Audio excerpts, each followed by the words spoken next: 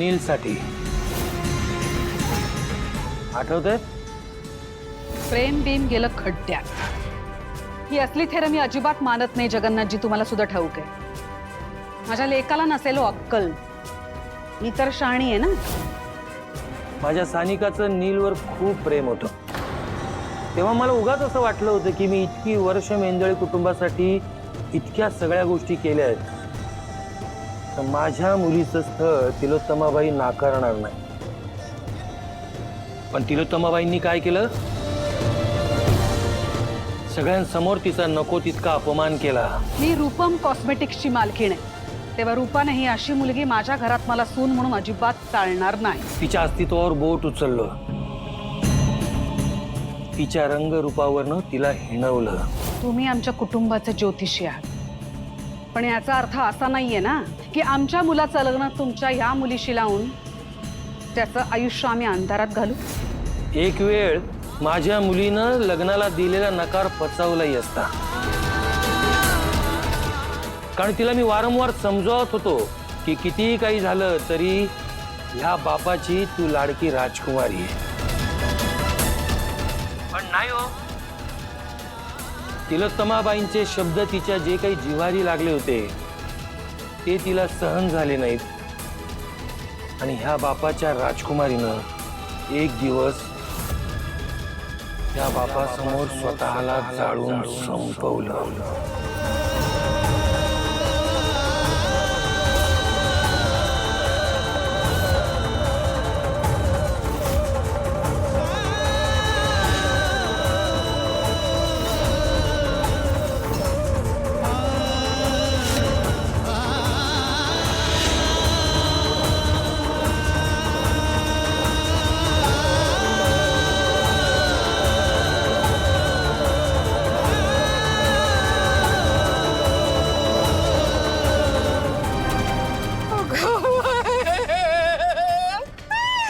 म्हणजे परत आमची सावळी बिन लग्नाची राहायची का? आता काय करायचं सांगा बरं। माझी नणंद सारखी पोरं बघायला येतात, कुणीतरी पसंत केलं ते बी लग्नात होईना झालं। पाय गुडच वेगळा ग माझ्या नंदेचा।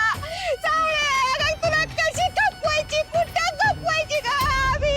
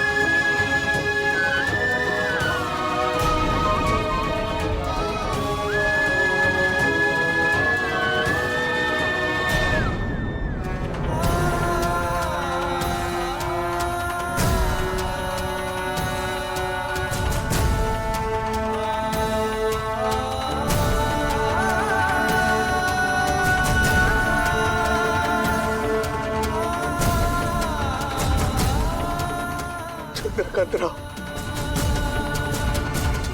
आपली बराबरी 7 जन्मात होऊ शकत नाही।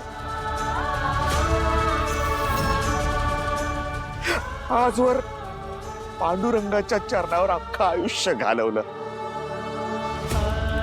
कधी कुणाकडे काय बी नाही मागितलं। जे काय घडून आलं ते त्याने घडवलं। आज माझ्या साऊच्या आयुष्याचा प्रश्न आहे।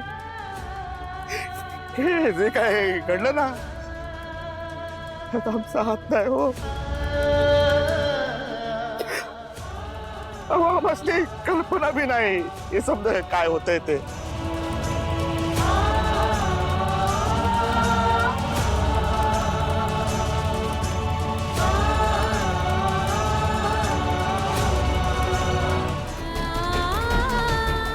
आता बी तुला तेच करायचं आहे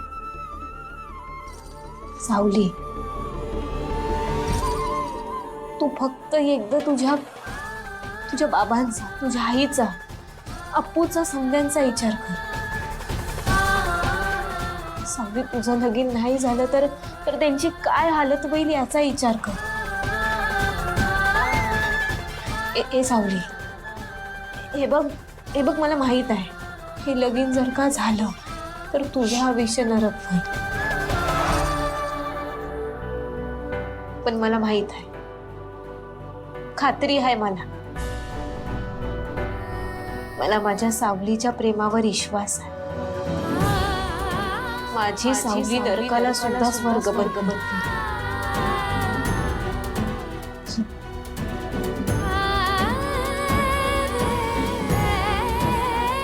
एक गोष्ट सांगू, तुझ्यासाठी हे सगळं तुझ्या पांडुरंगानं झाकून ठेवलं. आपल्या आयुष्याचा करता करीवता तो पांडुरंगच आहे.